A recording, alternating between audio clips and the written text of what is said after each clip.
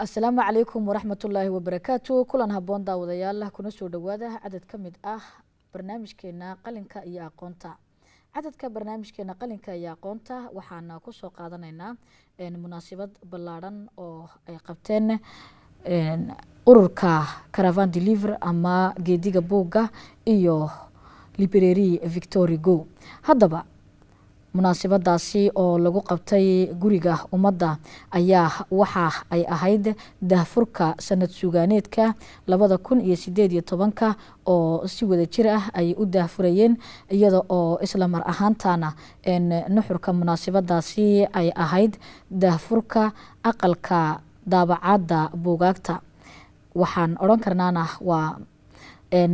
hoygii u horeeyay ama maison d'édition afka qalaad lagu yiraahdo oo nuuciisa ah oo laga hirgasho dalkeena.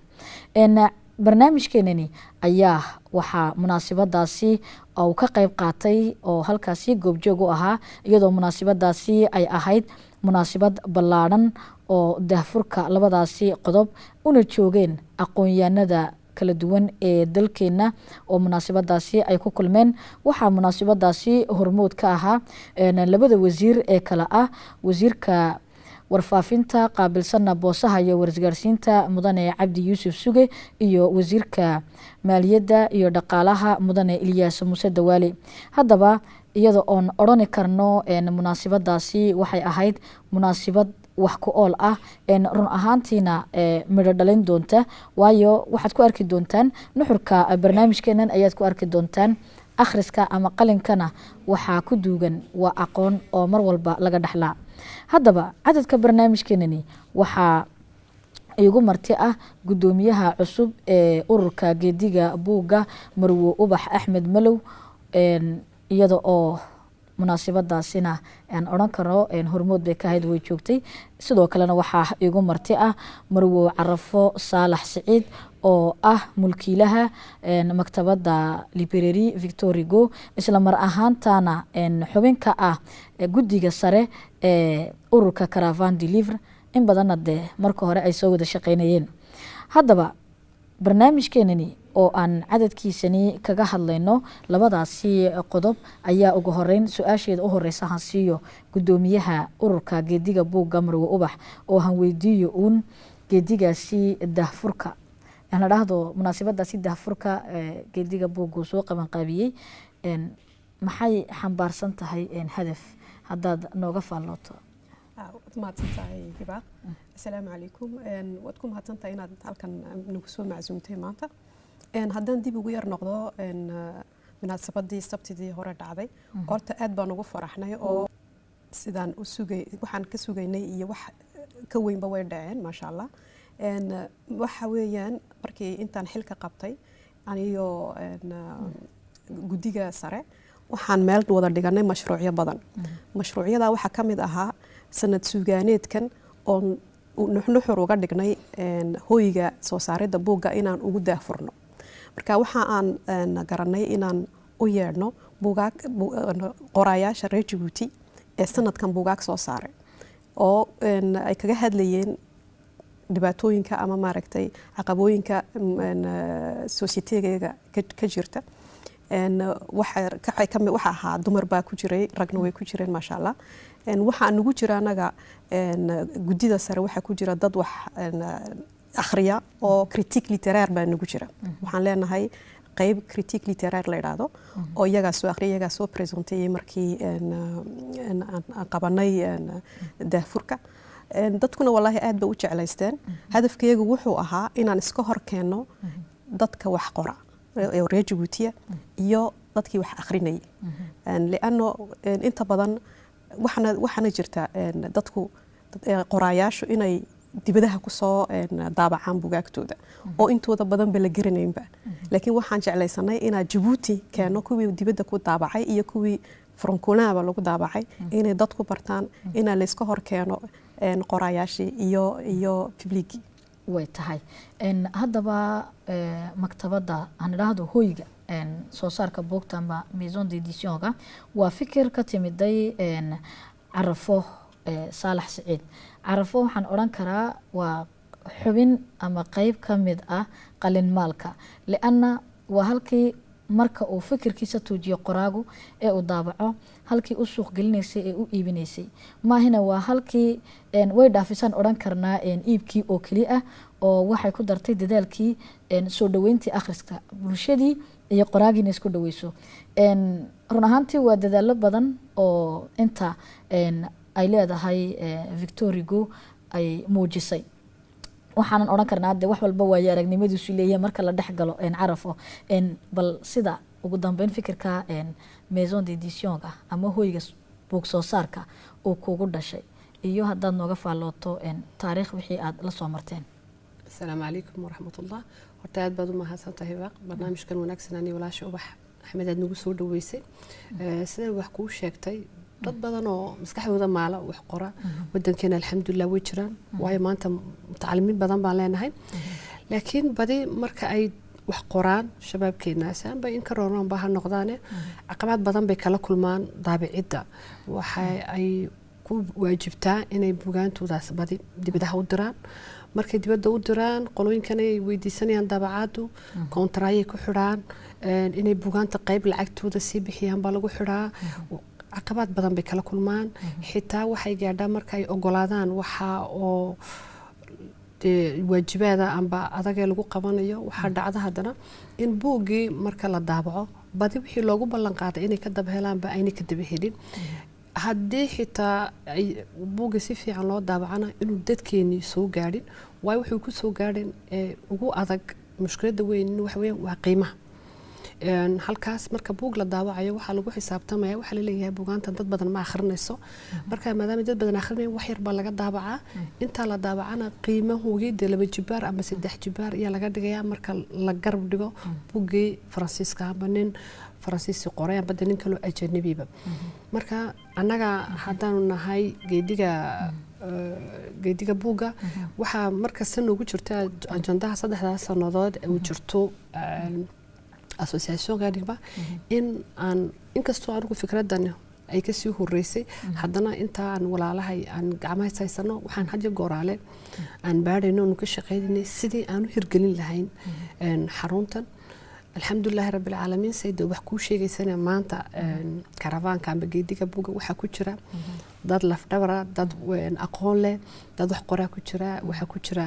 dad wax akhriya dad waxa ku jira say ku sheegayso critique littéraire waxa ugu jira oo ugu horeysa wax kuwii xitaa buugga quruxdiisa imka maanta labadan buugga ugu horeysa aan daabacay waxa le qaybta ugu weyn Ubax Axmed iyo Umar Yuusuf oo labaduba ay ka mid yihiin maamulayaasha Caravan du Livre marka muddo iga soo qaadatay inaan sameeyo gurigan buuga soo saaridda markii hore ma ahayn magacan ma lahayn Francolan ma ahayno Francolan horta waa shimbir aad Djibouti looga yaqaano waa shimbir noo emblem baan oran karnaa maganaaf Soomaaliga waxa lagu yiraahdaa astaan weyn noo ah marka inaan wixii astaamahayga ku faano muhiim bahayd waxa kale oo ka muuqda buugga oo isna maxaan idhaahdaa calaamad maradeeni aan xidhanaynay sabaayada looranayay marka inaan wax astaamahayga buug aan ku muujino ku faano anaga muhiim bay noo ahayd ta kale waxa weeyaan marxalado badan iyay la soo martay buug daabacidan amba saanu hirgeliyo gurigan buug soo saarka dhowr buug baan soo saarnay waxa kamida kuwo iyagu ciyaalka loogu talagalay oo Buti de Djibouti ba kamida waxa kamida buugaan kale roman policier ugu horeeyay Djibouti laga qoro Le Macabre de la Mer Rouge looranay baan soo saaray waxa kale oo soo daabacnay oo iska kaashanay geediga buuga oo imika ka ahay maamulka ku xigaha aan ka ahay waxaan kale oo soo saarnay 2018 bishii 3 buug aanu ku garab galaynay amba ku caawinaynay labadeennii fanaani waaweynaa Faadumo Allah u naxariistay Faadima Axmed iyo Fuaad Axmed buugaasoo wixii aan macaash ka soo baxay siduu u dhannaa aanu gacmaha kas gelinay labadii faami amba labadii qof ee marahaanta ay dhibaatooyinku ay soo food saareen run ahaantii waxaan odhan karnaa waa midhihii u horreeyey waaba la arkayba way tahay haddaba marka xagga qiimaha loo eego ma la odhan karaa qof kastoo reer Djibouti ah qoraaga reer Djibouti buugga uu soo saaro ee dalka lagu daabaco ama Falkland u daabaco qiimo jaban buu ku heli karaa hayo taasi waxa ugu horeysay ajandaha gashaday anigu taas ahayd laba shay baa igu maxaan dhahdaayay niyadda ii dhistay oo aanbase igu kicisay inaan fikradan ay dardargelisay inaan galo fikradan waxay ahayd in dadka qoraalada ama maskaxdooda maalin reer Djibouti inay haddeed naanaabin ay ka heli karaan wadankooda meel buugaantooda loogu hagaajiyo loogu nidaamiyo loogu dib akhriska loogu sameeyo daabacada loogu sameeyo maxaan dhahdaayay loogu sameeyo promotionka ambase horumarinta loogu sameeyo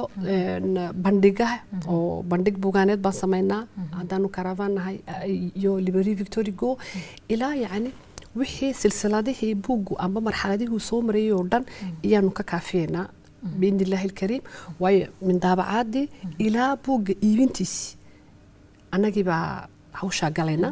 oo qofkii markuu xitaa imka uu dibadaha ku soo daabaco waxa ay ku kaliftaa inuu doono dadkii uu ka iibsanayay amba ciddii da'iidhay u samaynaysa u soo bandhigaysa shicibka ogeysiinaysa annagu intii oo dhan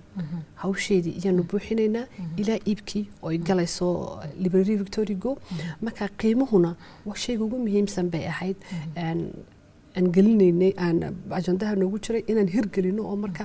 buuggii wadanka lagu soo saaro inuu qiimihiisina qiimo ummaddu ay qaadi karaan waayo maxaa hawlaha ay wado Caravan du Livre maxay horumarka buugga iyo bahda qalinleyda oon la dadaalno marka ma dhici karto in aanu buugaan samayno aan dadkii iibsan kareyn annagiyo wixii ugu horeeyay waajibkaygu ugu horeeyay ay tahay in buugga qiimihiisa dadku ay goyn karaan marka waxa kamid ah kuwan anagu daabacno ma dagaalkaygu halka uu dhaafsan yahay markaan kaaga sheekeynay ka lahaa romagii ugu horeeyay baan daabacay polisiga waxa kale jira buug looranay L'Enfant de Balbala oo Rashid Xaashi qoray oo iskoolada lagu dhigto buugaas waxaa markii ugu horreysay lagu daabacay Faransiiska qiimihiisu 18 euro waa 5,000 oo faran dadku ma goyn kareen anigu qoladii baan la xiriiray waqti bay iga qaadatay dib baan u daabacay buugii imika 1,800 oo faran iyaan ardaydii kaga iibinaa kama waxay goyn karayaan wana qiimahaasi farqi weyn baa u dhaxeeya ayaa la oran karaa haddaan ubax u imaado ubax ururka geediga buugga ma aha urur ma yaraan oran karnaa 3 sano haddayna ka badnayn uu ku dhow yahay inta uu jiro bal intaas uu jiray tallaabooyinkii aad soo qaadeen iyo waxyaabihii aad soo qabateen صح su-aasha in baan kaaga jawaabi laano 6 bilood baan anu ku jiraa way ka badan tahay 10 bilood baan ku jiraa intaan ka ahay member aan ka ahay laakiin inta aan soo joogay wixii aan qabanay waxa jiray tallaabooyin badan marxalado badan baan isla soo marnay wax badan oo fiican baan soo qabanay waxa ugu horeeyay soo qabanay waxay ahayd inaan isku keeno fankii iyo suugaantii isku keeno marka waxa jiray barnaamij la oran jiray liah oo ku qaban jirnay xarunta idaaga ayaan ku qaban jirnay marka waxa jiraysay marka kii ugu horeeyay liah kii ugu horeeyay waxaan ku soo bandhignay dubula marka akhriskii iyo waxa isku keenteen fankii kale ayaan isku keenay oo waxa jiray bandhig waxa jiray tablooyo oo banter bundi sameeyay waxa jiray buuggii liah waxaan soo dhignay ahayd dubula artist aan ku caawinay labadiina fanaan oo dadkii aan u yeernay de en même temps dédicace iyo inay ka iibsadaan waxaan sameynay ahayd soirée waxayd musical poema laga ayaa la akhriyay waxay ahayd yani projectgii ugu horeeyay ee de caynkaas isku keenayay fankii suugaantii aarkii oo dhan isku keenay iyo qalin maalkii waxaan sameynay 2 edition waan sameynay editiongii labaad waxa aan u deediyeynay waxay ahayd bisha 8 Mars oo waxa aan xusnay waxaan xusaynay de maalintii dumarka oo haweenka waxa aan u yeernay ahayd haween qoraa waxaan yeernay haween maaragtay filmaanta sameysay luula kamid ahayd Caasha Rooble oo iyadu aan garanayno Caasha Rooble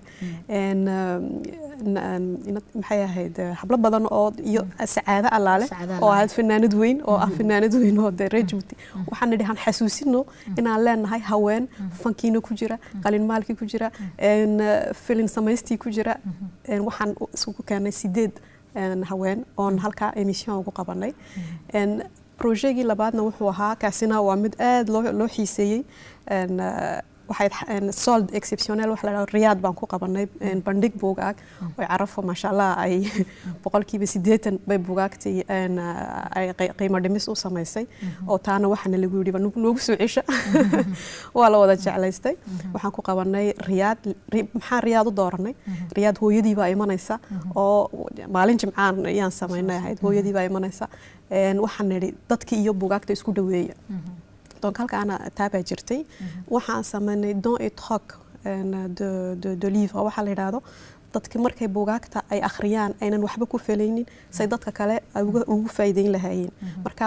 dadkaan buugaagta ka soo ururinay dadka kale kuwaana buugaag haysana waan siinay tayo waxaan siiyay don weyn waxaan ugu siiyay ministerkeena telecommunicationka on halkan ku mahadinayo Abdi Yusuf Suge buugaagta on dhawaan bixin doono oo siin doono librariyada iyo biblioteekyada u baahan ina buugaag loo camirada oo buugaag la siiyo waxa aan sameynay oo kale xagaagii barnaamij la yiraahdo Liro Park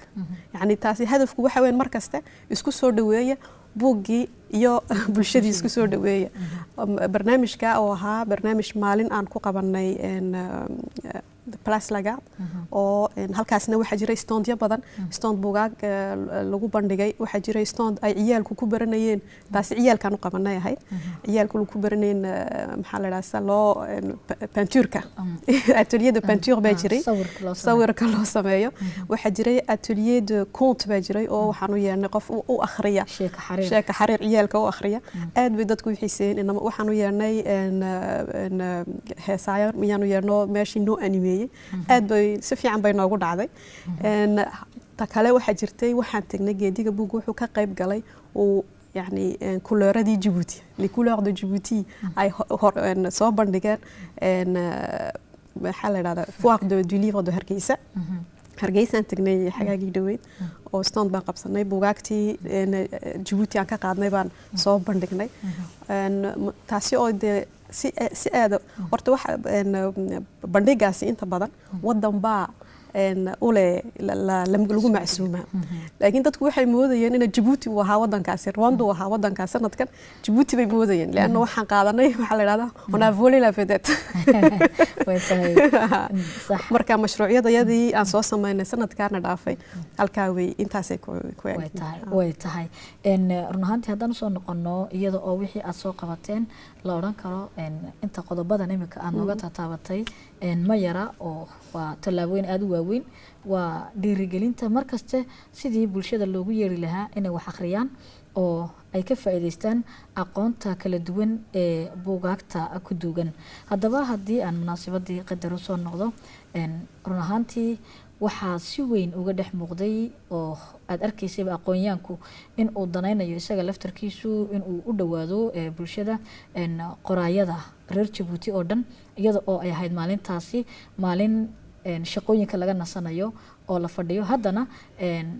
munaasabadaas awgeed way imaadeen qoraayadii oo dhan oo waan ka dhex arkaynay waxa kale oo u joogay munaasabadaasi sidaan soo sheegnay laba wasiir oo iyagu hormood ka ahaa waxa waxaa ka mid ahaa wasiirka warfaafinta boosaha iyo warisgaarsiinta mudane cabdi yuusuf suge iyo wasiirka dhaqaalaha iyo maaliyadda mudane Ilyas Muuse Dawaale iyaguna halkaasi ka hadlay ama wareysi uu kula yeeshay barnaamijku intuu halkaasi ku sugnaa. waxaa ugu horeyn aan wareysanay wasiirka warbaahinta qaabilsana boosaha iyo warisgaarsiinta mudane cabdi yuusuf suge oo isaguna nooga waramay munaasibadan iyo ahmiyadda ay xambaarsan tahay. waxaana hadaladiisii ka mid ah: bismillaahi raxmaan raxiim. halkan maanta waxaan kaga soo qayb galnayd arrintii lagu dhaqaajinayay maison d'édition waxa lagu dhaaf afka qalaad. waxaa iskugu yimid meesha saad arkayseen qorayaal reer Djibouti oo khaasatan imika ahaan ku qora luqadda afka Faransiiska. badidooduna waxay yihiin barayaal ka dhiga jaamacadda Djibouti. waxaa arrintan ay xal u noqonaysaa mushkiladii kala ka qabsanaysay dadka qorayaaga meel ay wax ku daabacaan. taas ay maanta gabadha Carafo khaasatan librariga weyn ee Victor Hugo ay in badan dadaalkeedii iyadoo la kaashanaysa ururka Caravan Deliver ay ku soo bandhigeen xal sidii loogu heli lahaa meel lagu daabaco buugaanta ay dadka reer Djibouti ay qoraan afka doonana ku qoraane. taasina waxay ka tiirinaysaa ay garab galaysaa in dadka kaleetana qiimo yar oo kooban ay ku iibsadaan buugaantii. annaguna waxaan ugu imanay in aan uga muujino taageeradeeda xagga siyaasadda, waayo madaxweynaheena Ismaaciil Cumar Geelle waxa weeyaan geeska Afrika oo dhan buugaanta laga daabacayo gacan weyn buu ka geystaa. marka siyaasiyiinta kaleete ee wasiirada rag iyo dumarba in iyaguna ay ku garab galaan madaxweynaha barnaamijyada uu ku jiro oo ka dheehano kaga dayano. waxa weeyaan waana guul u soo yeetay jamhuuriyadda Djibouti oo dhan iyo dalka markii la helo meel lagu daabaco. waad mahadsantihiin. geestiisa waxaan isagana wareysi na siiyey wasiirka maaliyadda iyo dhaqaalaha mudane Ilyas Muuse Dawaale oo isaguna nooga faallooday hadafka in ay tahay in la garab joogsado qalin maalka ama aqoonyaanka. waxaana uu yiri: bismillaahi raxmaani raxiim. haddana waa maalin qaali taariikhda Djibouti u ah, qaali u ah inta waxgaradka iyo aqoonyaanka Djibouti, maadaama oo aan arkayno inay haddii toole dad reer Djibouti haween iyo ragba leh oo qorayaal ah ay buugaan aad iyo aad u qaaliya oo taariikhaha Djibouti ka sheekeynaya ay soo badanayaan. waxa kale oo soo badanaya dadkii akhrisanayay buugaantaas, haddii uu af Soomaali ku qoran yahay, haddii uu af Cafar ku qoran yahay, iyo haddii uu Faransiis ku qoran yahayba. waxay taasi muujinaysaa nolol iyo dhaqdhaqaaq xilliga ay noqoto waxaan afka qalaad lagu oranayo literaturka. waxaan haddaba anigii iyo walaalkay wasiirkii Cabdi oo isaguna aan wada joognay aan jeclaysanay inaan agjoogaygaas aan ka muujino inay xukuumadda Djibouti madaxweynaha jamhuuriyadda Djibouti ugu horeeyo oon ognahay inuu maal isaga ku shakhsi u ah iyo ku dowladeedba uu ku gargaaro in aliye intii reer Djibouti iyo Soomaaliba iyo Cafar haddii ay Itoobiya ka soo jeedaan iyo meel kale ay ka soo jeedaan inta mandaqadan wixii wax qoraya ee dhaqan wax ka qoraya ee taariikh wax ka qoraya inuu isaguna mar walba ka garab joogo. annagana farxad gaara ayay maanta noo tahay. dad qaaliyana waan baranay oonan awal aqoon. reer Djiboutina waxaan aad ugu dhiirigelinaynaa inay isku hawlaan sidii ay intaa wax qoraysa iyo arrimahaasi maaragtay doorka ah ay u garab joogsan lahaayeen, ay ciyaalkooga ay ugu dhiirigelin lahaayeen inay dhaqankooga iyo taariikhdooda intaa qoraysa ay iyaguna ay akhristaan. waxaa aniga haddaba farxad kale oo gaara ii ah walaashay Carafo oo markii ugu horeysay Djibouti taariikhdeeda ka hirgelisay maison d'édition wixii la oranayay ee buugaanta xuleysay soo saarayeen daabacayeen. taasina waa tu ka maqneed xilliga ay noqoto horumarinta dhaqanka iyo literaturka haddii aan afka Faransiiska ku yiraahdo ka maqneed oo maanta iyadana kaalintaa joogsatay oo buuxisay. hambalyo baan leenahay dowladda Djibouti iyo intii madax iyo shicibba shakhsi ahaan waxaan leenahay si gaara ayaan u garab joognaa aad iyo aad waan ugu faraxsannahay howlaha ka socda halkaas. way tahay markan aniga oo u mahadcelinaya wasiirada oo wareysiyadaasi na siiyey run ahaantii aadna u hambeliyey dee qoraayada iyo munaasabadaniba marka la yidhaahdo ururka geediga buugga iyo maktabadda librariye Victor Hugo oo ay mulkiile ka tahay carafo isla mar ahaantaana ay xubin ka tahay ururka geediga buugga gaar ahaana guddiga sare carafo xiriir nooceeya ayaa ka dhaxeeya ayaa la oran karaa iyadoo muddo aad soo wada shaqayseen labadaasi waaxood. mahadsantahay hiba xiriir weyn oo walaaltinimo ay ku sugan tahay ayaa ka dhaxeeya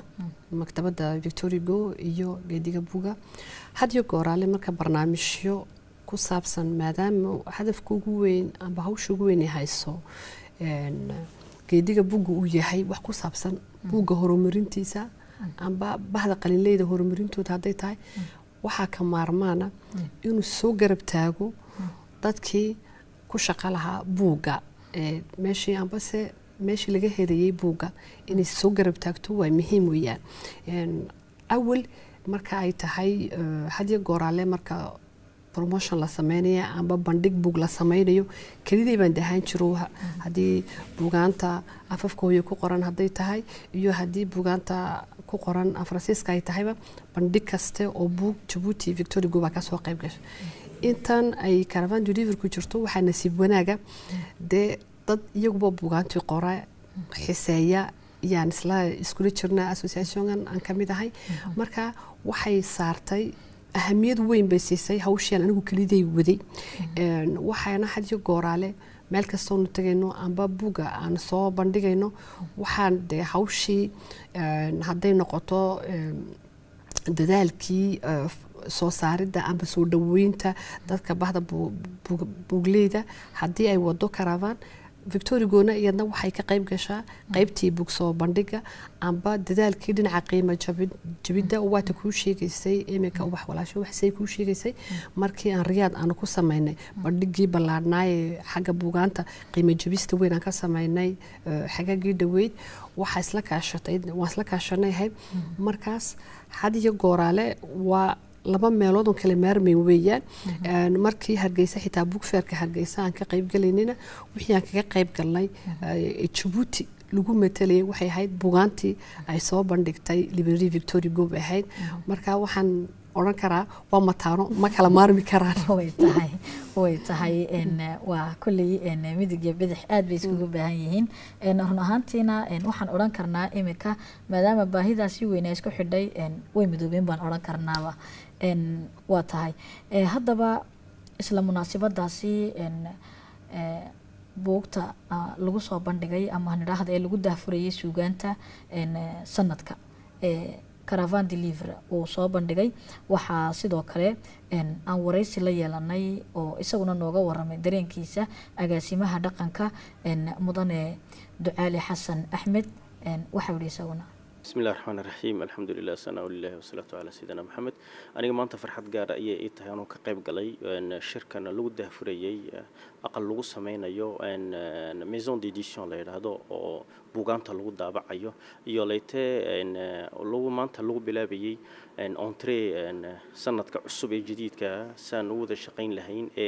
إن شقدوا أو بلابين لهي تاسينو حيكر دجنت هاي إن سنة كهر الشقة في عم سوق منه هيدا بوغا وديجي نقل الشقين سنة كان وسند عصب وجديد وشقدي سي وطأ ده فرادي بوجي ده حيكون سند بوجا وقرب جوكسين لهين سيدا دكتها بقى هواقي نك بوج قرب جوكس وانك نولش قرب جوكسدي نولش عاويين بوجانتنا وعاويننا وزارة دي وجوه رئيس وزير كيكمو من حسن بره وتقول حتى مهمدا سين إنه حويان وتويان مركز حويان وسيدنا وقاد لهين سن وسود دوين هين دتكم بون قراجة دتكم قرية يدكون وحخرنا سن وسود دوين لهين تاسين وحويان وحنسلك عشان مركز أسوسياسيون ليد هذا لا Caravan du Livre أو وضع الشقينه تاسين وزارة دكان مقنع مركز توي قرب جوكتا هي والقرب جوكتا وزير كيكمو من حسن بره وجوه رئيو تاسين ما أنت وحن أسمين إنه وحيد دهفور كأبوغان تمن دهفور إنه حويان buugaantan oo dad oo teer Djiboutian ay sameeyeen oo dadka uu ah oo dadkii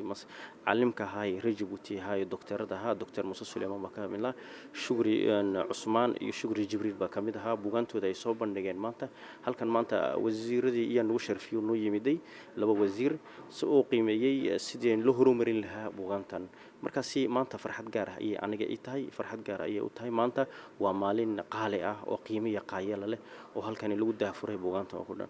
maanta maison d'édition ga walibana waxa loo saaray Franklin waa loo saaray Franklin haddaan xasuusiyo waa shimbir yar oo wadanka Djibouti imika aan jirino hadeeta way si gabagabaysatay hadeetay oo ma jirto adduunyanaha Djibouti laga helayay waa meesha weeyaan waa culture waa dhaqan weeyaan waa shimbir yar oo maxay ahayd oo Djibouti ay ku noqotay capital mondial du tourisme et de la culture oo waxa halkan laga helo oo loo soo dalxiiska lagu iimanay halkan weeyaan shimbirta yarna imika hadeeta magacaaba loo saaray sida magacaasi loo hayn lahaa ee loo sii maxay ahayd oo uu dhiman lahayn ee loo sii hayn lahaa ayaa magacaasi u saaray waa magac fiican wax weyn annaguna maanta hooyahay waxa la garab joognaa wadana la caravane du livre san wada shaqayn lahayna diyaar baanuna waa tahay aad ayuu mahadsan yahay agaasimaha dhaqanka ee wasaaradda arrimaha islaamka dhaqanka iyo qaafta mudane Ducaale Xasan Axmed oo isaguna munaasabadaasi u joogay isla marhaantana nooga waramay faa'iidada iyo ahmiyadda ku labaan in xafladadan oo kala ah la qabto haddaba qaybtii koobaad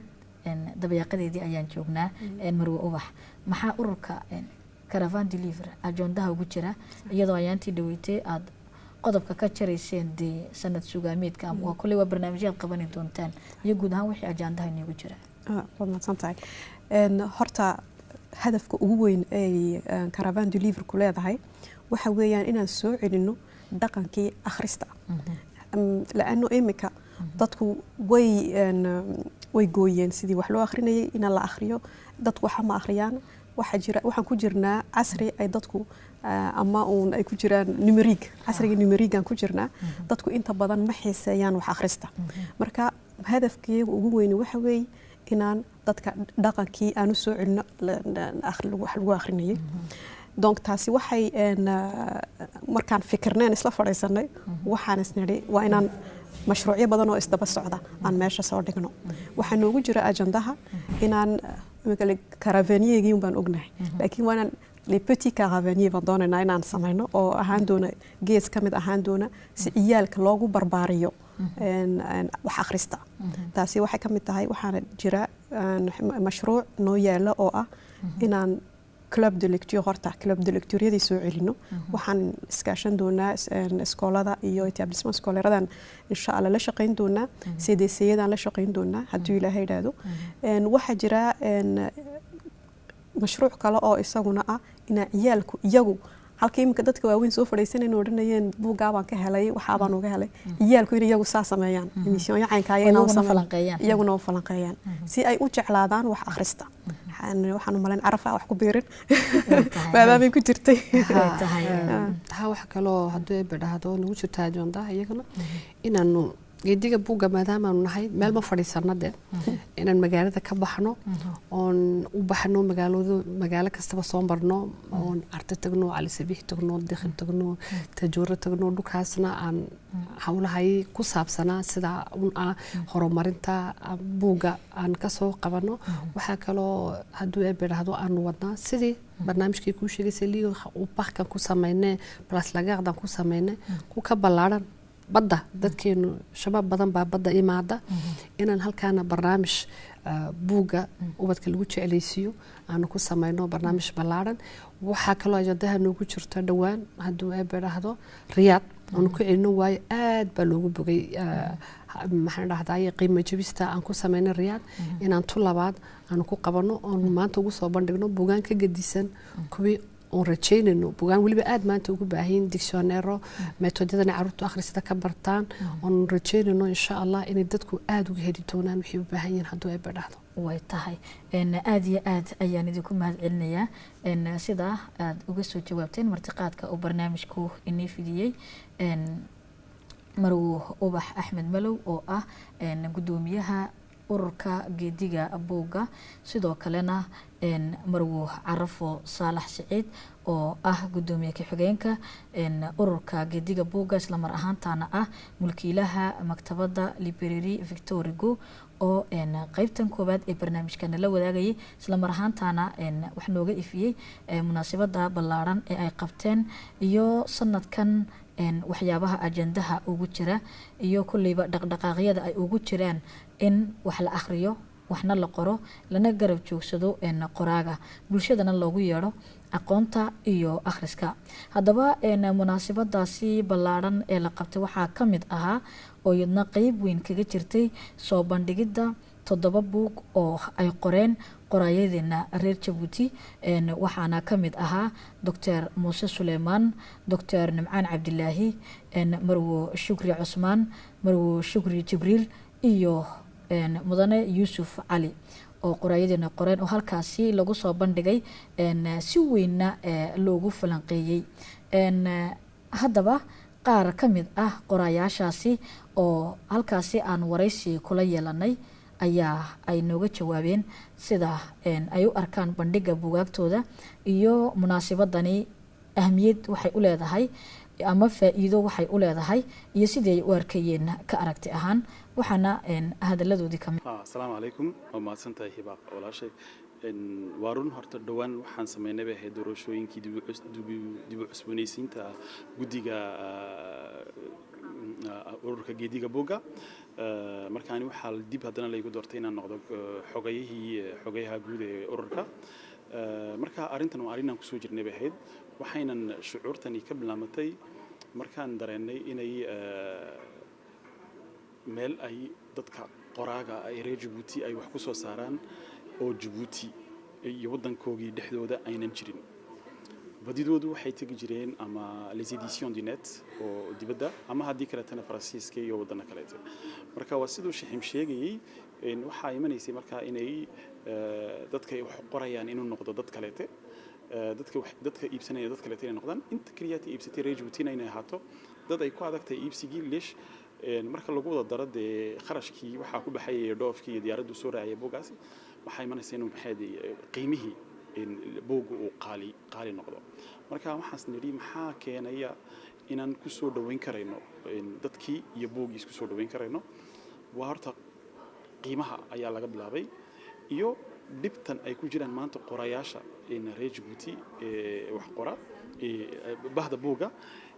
inay meel ay wax ku soo saaraan inay haysan oo laga saaro leesh marka waxa imanaysa hididiiloon iyo dadkii galo in dadkii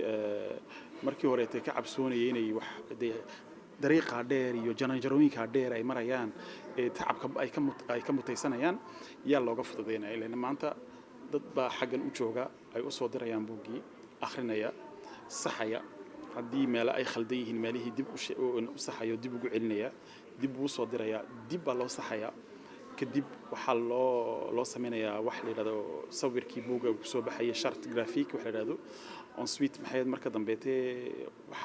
waa loo soo saaraya waa la daabacayaa buuggii kadib haddana bookshop-kani wuxuu maxay sameynayaa xitaa in la promotion in lagaga hadlo idaacadaha raadiyaha jaraa'idka buuggii si dadku ay u maqlaan in buug soo baxay uu qoraa waxaan qoraa sameeyey sidii dadkiina dee iskugu hantiiqaysayaan dee marka waxaasoo dhanba wallahi nagu kicisay inaan sameyno walaashan carafana marxadeeda arrintaa keentay annaguna waan ku garagwallay waxaan ku soo bandhigay Shukri Cusmaan oo soo bandhigtay buug la yiraahdo Eve contre Eve marka af Soomaali loo bedelo waxa weeyaan xaawo ka soo horjeeda ama xaawaleey ka soo horjeeda waa tii noo sheegaysay wuxuu ka warmaya buuggu inuu ka warmayo sidee dumarku ugu yihiin cadaaw lid ugu yihiin dumarka kale iskaga soo horjeeda markay gudniin noqoto dumarunbaa dumar guda markay noqoto maxay ahayd furniin dumarunbaa dumarka kale maxay ahayd farta ku fiiqo yiraahdo tii la furay waxay doontaba ahaato badi dhibta dumarka haysatay dumar bay horta uga timaadaa intayna rag u tagin inanta kaleete shugri jibriileedna waxay soo bandhigtay buug ka sheekeynaya qabiilka midabta koorka iyo racismiga iyo violence faite aux femmes waxaan la yidhaahdo waxyaalaha loo geysto maxay dumarka loo geysto Muuse Suleymaan isna wuxuu ka waramay dadkan markii magaalada yimaadeen wixii ay lahaayeen ay aaminsanayn nagu soo koriyay tarbiyadeennu ay ku dhisnayd ay ahayd in cadaalad sinaan iyo waxa oo dhan ka tagay u beeray dhinacan rishwada ama maxay inuu xumaanta u beeray in UUsna ka waramayay inanka kaleetana wuxuu ka waramayay buugiisu wax saan lamid ah hadduu ilaahdo insha Allah marka maxay intuba waa wada qoraaj reer Djibouti laba gabdhood iyo laba wiil baa maanta la joogay inanna naga maqnaa waa nigi sheegay inaan naga maqan yahay maxay aan jeclayn maanta malaha noo iman kari waayay uu cudur daartay waxaan doonaynaa intaan ka badanna oo buugaagtooda ay ku dhex hurdaan maxay tiirwarada inay igna soo saaraan ay maxay noo keenaan hadduu ilaahay raado haddaba intii aan ku guda jirnay isla munaasabadaasi oo barnaamijka qalinku goobjoog u ahaa waxaa si weyn halkaasi loogu soo bandhigay 7 buug oo ay qoreen qoraayadeena reer Djibouti oo halkaasi laga falanqooday buug walba nuxurka ku jira waxaana waraysi la yeelanay qaar ka mid ah qoraayadaasi oo aan wax ka weydiinay munaasabadani sida u arkaan waxaana ka mid ahaa Dr. Nimcaan Cabdilaahi Qawrax iyo sidoo kale Shukri Jibriil oo aan wax ka weydiinay aragtidooda ku aadan munaasabadani waxaana yiraahdeen waad maasantahay baq horta xafladani waa xaflad aad loo soo qabanqaabiyay loo soo agaasimay waxaana weeyaan maalin taariikhiya siday sheegeen ma tahay nimankii kale aqoon-yahanadii qoraag meesha ka hadlayay iyo wasiiraduba sheegeen iyo agaasimaha dhaqanka oo sheegay waa maalin taariikhiya waxaana taariikh ku tahay bay yidhaahdeen ma tahay 3 arrimood oo isku wada kulmay oo ka mid yihiin in maison de décision wax lagu dhaaf ka qalaad ama rug moogta daawacda buugaagta ama soo saarta buugaagta oo Djibouti ahaan ay leedahay la sameeyay markii hore Djibouti laga hirgeliyay arintaas ay suubiyeen moogtahay caravan du livre-ka urka la yiraahdo iyo library maktabka Victoria Library Victoria ay soo kala kaashadeen oo ay suubiyeen oo maanta qoraawal oo reer Djibouti-ba haysto fursad ku daabici karo buugiisa si dhib yar oo Djibouti lagu daabici karo reer Djibouti la akhrisan karaan awal marka buug la qoro waa in laga daabacay Yurubna buugaagtoodii kala batayba marka buugaagta Afrikada ka yimaada cid daawada ma jirin buug cilmi muska dhici jirin marka taas waa arinta koobaad talabaad oo moogtahay aqoon-yahanadii ama dadka jaamacadda Djibouti ka dhigayay ama dadkii wax soo bartay hay bateen imika oo buugaagta akhrisata ama cid buugaagta kritikaysa ama cid buugaagta tayadooda ogaata la helay maanta taasna waa guul labaad iyo tasaxaad ururkan caravan du livre oo isna noqday ila buugga marka la qoro qoristu waxa weyn dadaalka koobaad laakiin buugga wuxuu u baahan yahay wax dhiirigeliya suuq geliya dadka u sheega oo dadka akhristayaasha u geeya oo jeclaysiya loo baahan yahay oo kamidtiina dadku marka barnaamijyada soo saaraysiin buugaagta lagu xayeysiinayo ama lagu daafurayo marka caravan delivery waxa tahay xoog ku soo biiray xoogaas moogta lagu dardar gelinayo ama lagu suuq gelinayo buugaagta mar 3 arrimood kulmay bay madaxda sheegeen inay keentay maanta moogta fursadani ay ka dhigtay fursad taariikhiya insha Allah xagan lagu sii socon doonaa waana maalin aad weyn waxaan moogtahay buugan waxa weeyaan waa silsilad 3 buug oo soo socda oo kaga hadlayay moogta dhowr su'aalood oo isweydiinayay ama ummaddu isweydiisaba ayaan doonayay inaan moogtahay oo soo bandhigo oo aqritida ka dhiibto marka buugan waxaan ugu talagalay dadka reer Djibouti dhalinyarta dadka waaweyn dadka inay wada akhristaan iyo dhammaanba Afrikaanka iyo dadka Yurub ku nool gaar ahaan oo iska weydiinaya wax noloshii oo maanta waxyaabaha jirta dhalinyarta isweydiiso oo ciyarka xagaas soo ka dhigtaan asxaab badan bay leeyihiin marka la sheekaysto maxay ahayd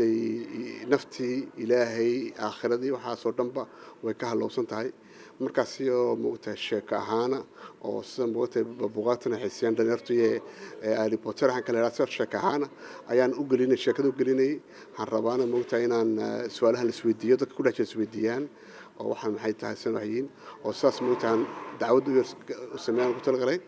markaas buuga 3 buug labadii u horeysa soo baxay bishii 5 iyo bishii 6 soo kala baxay 7 buuggaas daanaba soo baxayaa maxay ahaydee bisha 12 hadduu la yidhaahdo 2 buug kalena waan wadaayo iyakana inaan sanadkan soo socdo inuu dhammaadaan ku tali jiraan mid waxa weeyaan buug falsafada iyo ka sheekeynaya moogtahay iyo saajes waxa la yidhaahdo moogtahay ama maxay ahaydee aqoonuun oo isna moogtahay si sheeko ahaan ama riwaayad ahaan oo kale aan rabo moogtahay afkaarteeda ama wixii moogtahay aragtiyahan kale ahayd nolosha geeskan Afrika bulshadiisa dhaqankiisa siyaasaddiisa inaan ku soo bandhigo moogtahay ugu sheego iyo buug kale oo gabayaala oo nin gabayaayo aan ahayo Faransiisa oo qarniga 19 noolaa han kula hadlayo oo buugiisaan jeclaystay ayaan buugaas labada buugna soo bixi doonaa bisha sanadka 2019 ka duulay dhamaadkiisa. بسم الله الرحمن الرحيم السلام عليكم إن حفلة maanta horta runtii si qurux badan bay u dhacday in waxyaabaha caynkan oo kale ana wale waxa mudan runtii waxa mudan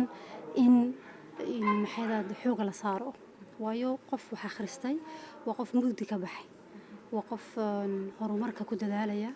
waa qof way arag noqon karo indhaha waaweyn adduunka ku arki karo marka anigu runtii labadeeda buugan maanta soo bandhigay waxaan markii horeysay ka soo saaray Faransiiska waayo halkan kuma ogeyn qolo daabacda buugaga balse maanta aniga runtii aad iyo aad baan ugu farxay inuu jiro maison d'édition Le Franklin ay soo saartay walaashay Carafo iyo anigoo aad iyo aad ugu hambalyeynaya ururka La Caravane du Livre shaqada wanaagsan ay wado runtii laba buug baan qoray laba buug oo ka hadlaya arrimo xaqiiqda taabanaysa oo maanta Afrika oo dhan ka jiro khaasatan iminka geeska Afrika haddana runta ka gabana wadankeena uu iska jiro khaasatan bulshada Facebooka oo dhalinyartii ay maanta wax kasta ay ku hadlayso halkii ay wax ka baran lahayd halkii horumarka wadanka eegi lahayd in lagu mashquulo erayga qabyaalad waan ka xumahay marka anigu waxaan xooga saaray inaan buuga qoro oo ka hadlo muhiimadda ay leedahay walaaltinimadu iyo in qabiilku waa wax muhiim oo inaga tirsan oo qof walba uu yahay laakiin waa wax private ah uma baahna in qof walba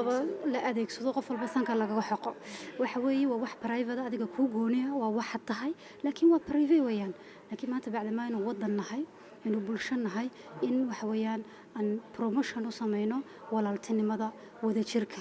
iyo waxyaalahaas buug hore taas u taabanaya iyo xitaa waxaan ka hadlayay dumarka la dilayo ama la faraxumeynay sidii imka dhibaatadii dhawaan dhacday aad baan ugu faraxsanahay inaan ka hadlo labada arin taabto waayo waa xaqiiq jirta in maanta ay tahay waxa weeyaan in dumarka la dhowro buugayga labada isagoo wuxuu ka hadlayaa raasismiga labada qof ee isku kalarka ah taasoo isagu iska jira gabadhan ka sheekeynay waa gabadh Suudaaniisa inaan waxay jeclaanaysaa caraba marka uu iska jira culture-ku midabka toorkaas uu jira waa xaqiiq jirta in laga xishoodo maaha balse waa in dadka la baro inay tahay wax normal ah qofka labadu hadii heshiiyaan alxamdulillah ducada u raaci weeyaan marka labada shay waa laba shay oo jira oo jeclaysan runtiina soo bandhigo haddii aan intaasi kaga nimaadno qoraayadaasi halkaas aan wareysi kula yeelanay haddaba toddobada qoraa ee buugtooda aan idhaahdo qoraayada buugtooda halkaasi lagu soo bandhigay waxaa ka mid ahaa Shukri Cusmaan Geedi oo qortay F contre F iyo sidoo kale Dr. Muse Suleiman Obsiye oo isaguna qoray buugiisani Transhumant des Sahara runtii oo ah buuga nuxurkiisa markii la noo macneeyay aan oran karno waxa ku jira wax culus hase noqotee sidoo kale Dr. Muse waa gudoomiyaha ururka Alo Caska iyada oo gobolka Cali Sabiixna ururkaasi uu ka hirgeliyo jirto maktabad weyn oo ballaaran oo run ahaantii wax ku ool u noqotay dhalinta gobolkaasi ku dhaqan haddaba ugu horeyn hadalka hansiyo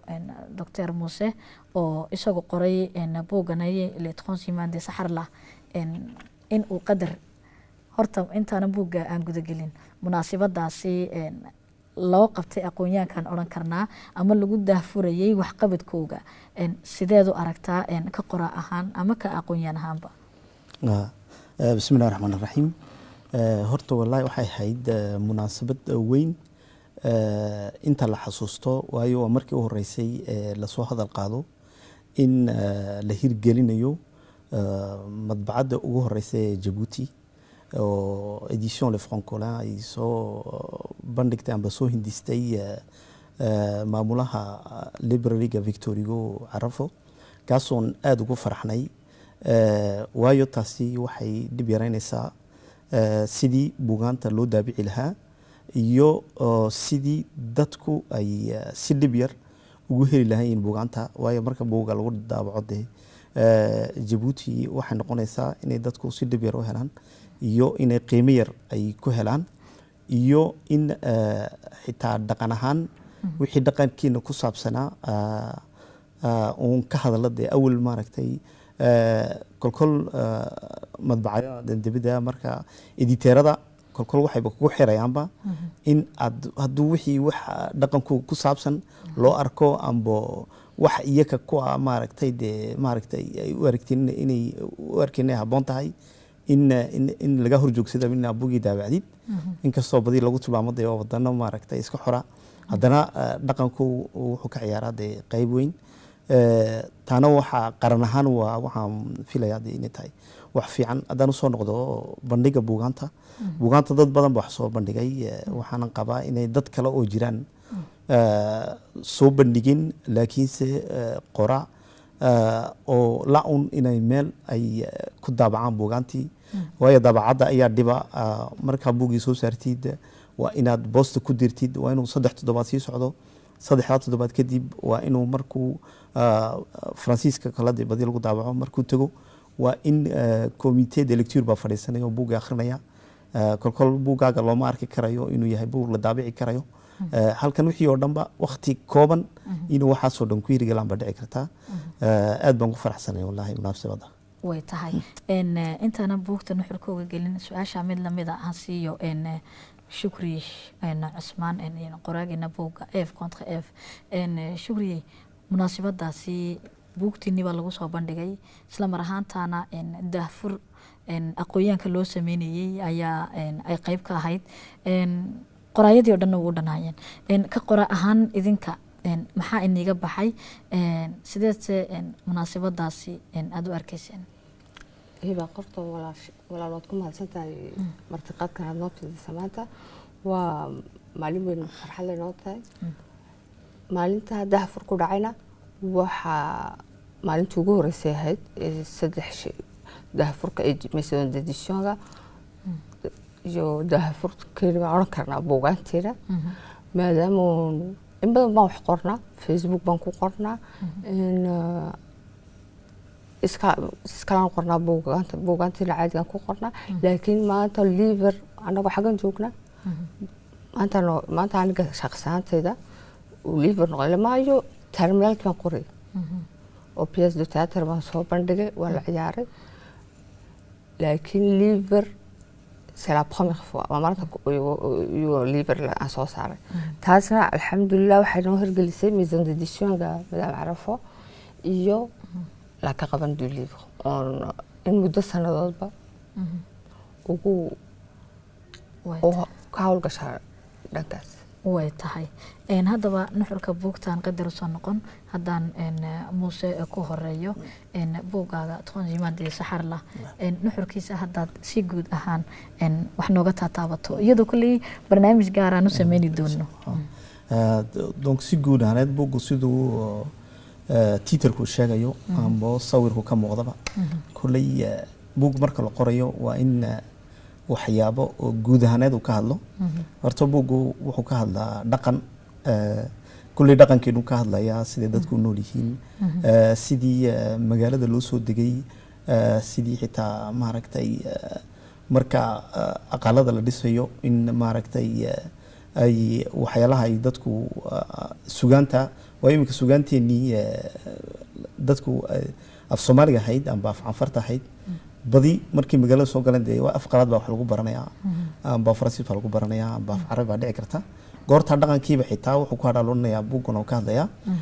dhulka shaqada laga hayo guud shaqadan aqalada la dhisayo kaasoo badi dee dadka aqalada dhisana ay u badan yihiin dadkan dee maaragtay reer guraaga ugu dambeeyey markii ugu dambeysay miday taasoo dee maaragtay iyuu ka hadlaya iyo si guud ahaaneedna wuxuu ka hadlayaa dee dhibaatooyinka bulshada haysta waayo buuggu hadduu buuggu dee uu ka hadlin dhibaatooyinka bulshada haysto amba uu dee problematic waxaan la idhaaho amba mawduucyadan muhiimka uu ka hadlin kolley faa'iido ma yeelanaysa malan buugga la iska qoron maaragtay goortaa si guud ahaan dhibaatooyinkan xagga qabyaaladda ku saabsan oo la moodada imika inay marka réseaux sociaux laga arkiyo inay dee ay soo badanayso iyo waxyaalahan ku saabsan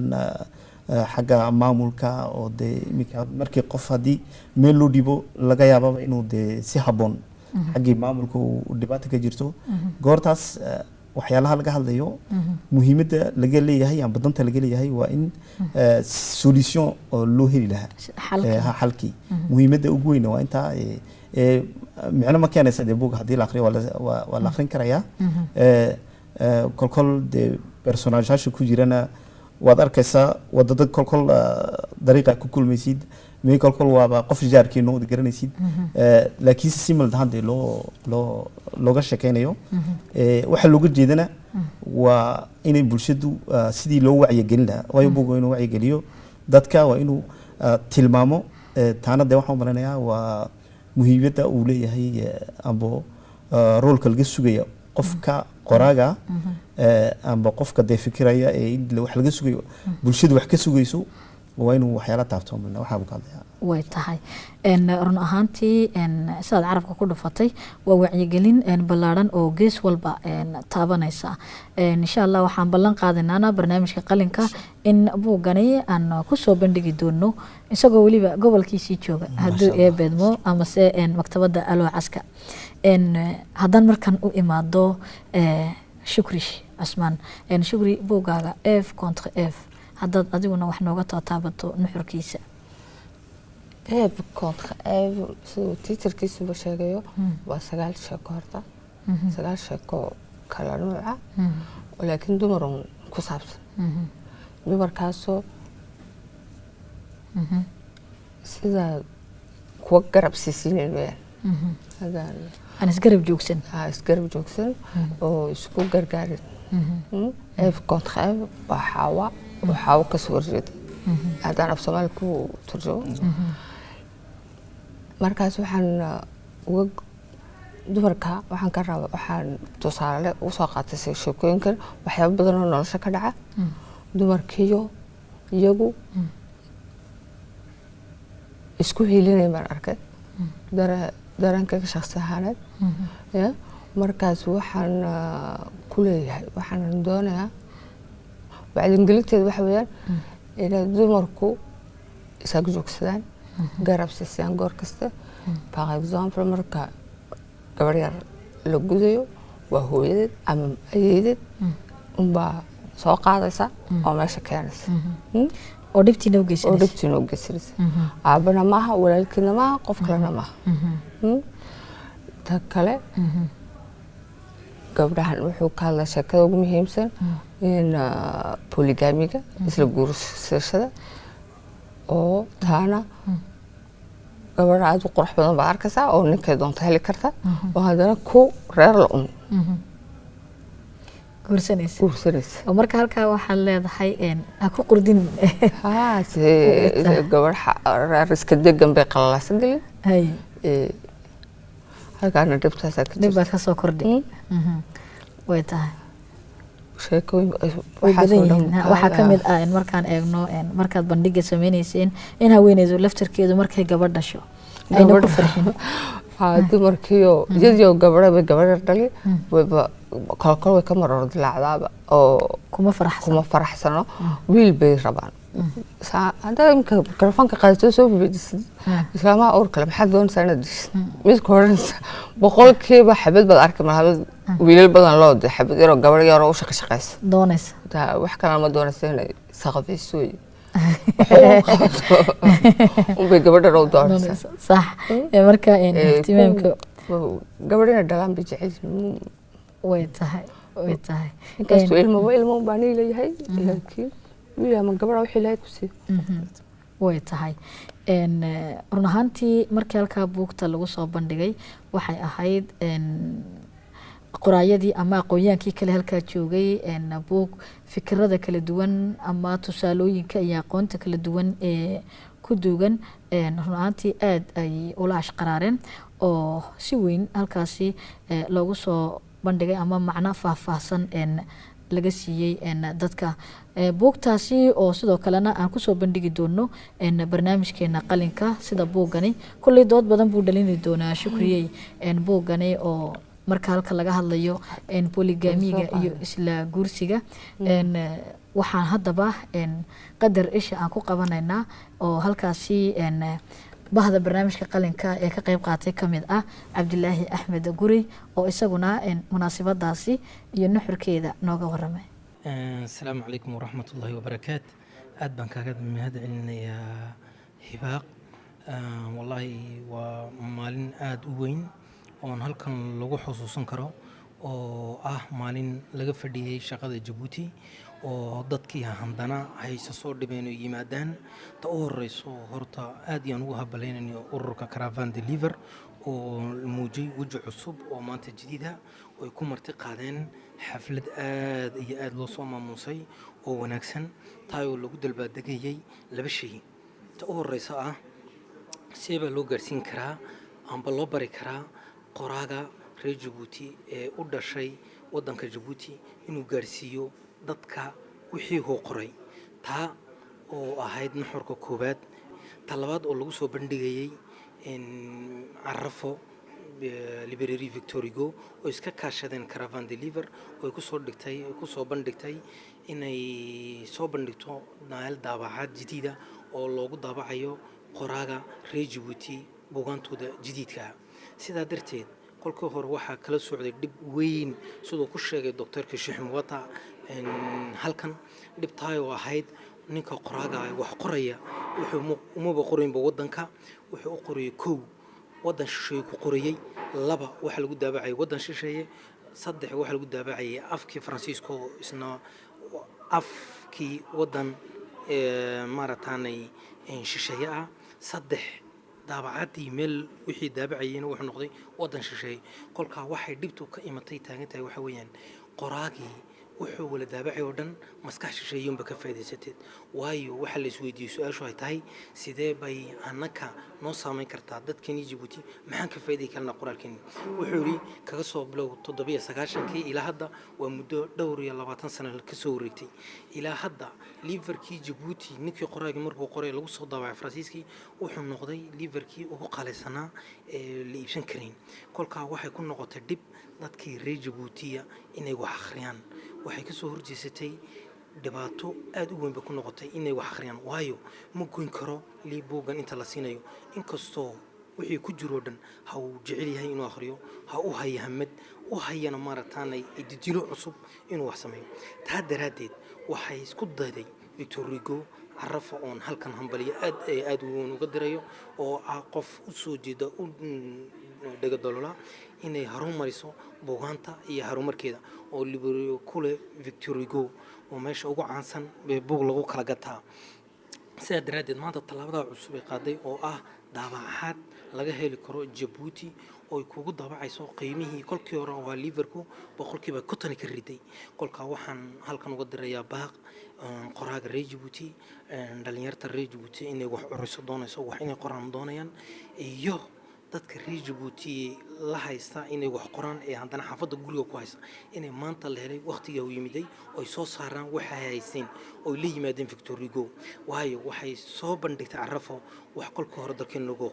waa waxay garab joogtaa qoraaga inuu wax ku curiyo doonayo afku doono ku curiyo taasi waxay ahayd muhiimad u weyn halkan soo keenay waxaan halkan ugu mahadcelinayaa oo kale xukuumadda ugu horeeyay wasiirka communicationka oo ku dabaxay wasiirka maarataanay maxay dhaqaalaha say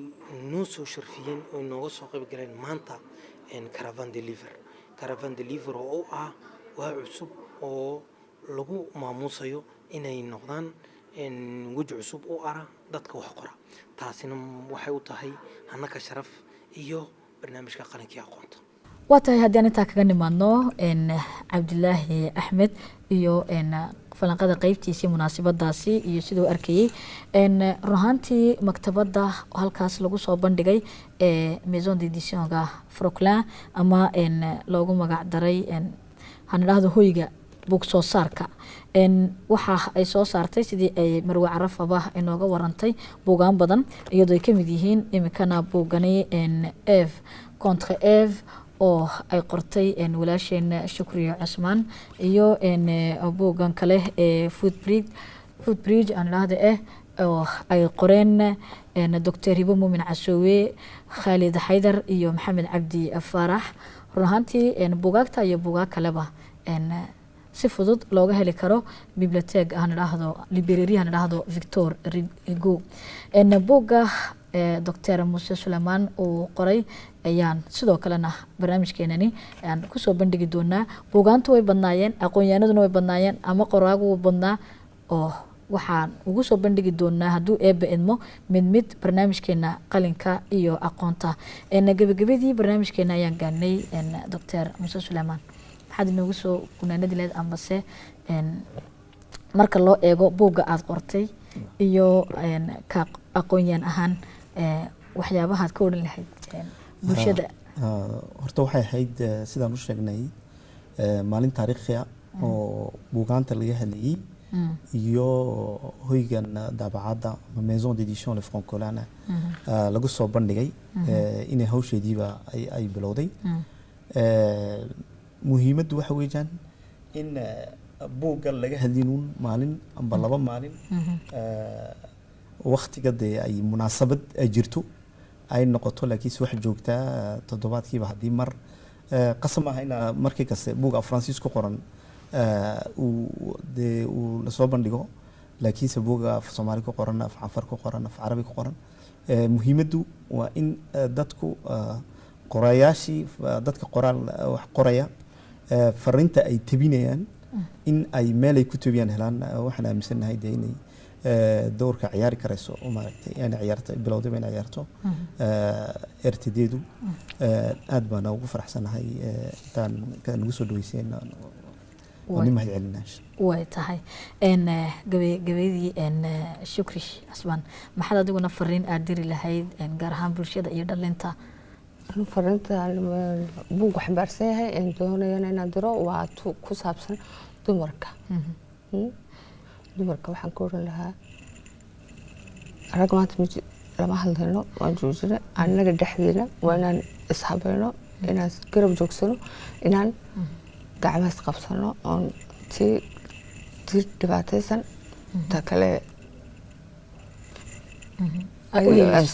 weheliso way tahay aad iyo aad ayaad mahadsan tahay Shukri waa tahay daawadayaal waxaan intaasi ku soo gabagabeynay guud ahaan barnaamijkeena qalinka iyo aqoonta oo cadadkiisani ku soo qaadanay munaasabadaasi ballaaran ee daahfurka sanad suugaameedka qoraayada oo barnaamijkuba run ahaantii uu daahfurayo oo buugaagtaasi aad mid ugula soconi doontaan waxaa kale oo munaasabada qayb ka ahaa daahfurka hoyga soo saarka buugta ee Franklin oo isagana lagu daahfuray iyada oo aan u mahad celinayo ka qayb qaatayaasha ama barnaamijka marti sharafta barnaamijkeena ha ugu horeyso gudoomiyaha ururka geediga buugga Marwo Ubax sidoo kale waxaan mahad celinayaa mulkiilaha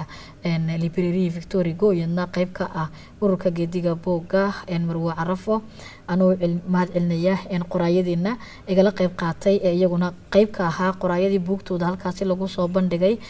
Dr. Muuse Suleymaan iyo sidoo kale Shukri Cusmaan anoo sidoo kale mahad celinaya farsamayaqaanada codadka iyo sawirada isu keen gudbinaya waxaan idinku dhaafeynaa nabadgelyo iyo amaano Allah السلام عليكم ورحمة الله وبركاته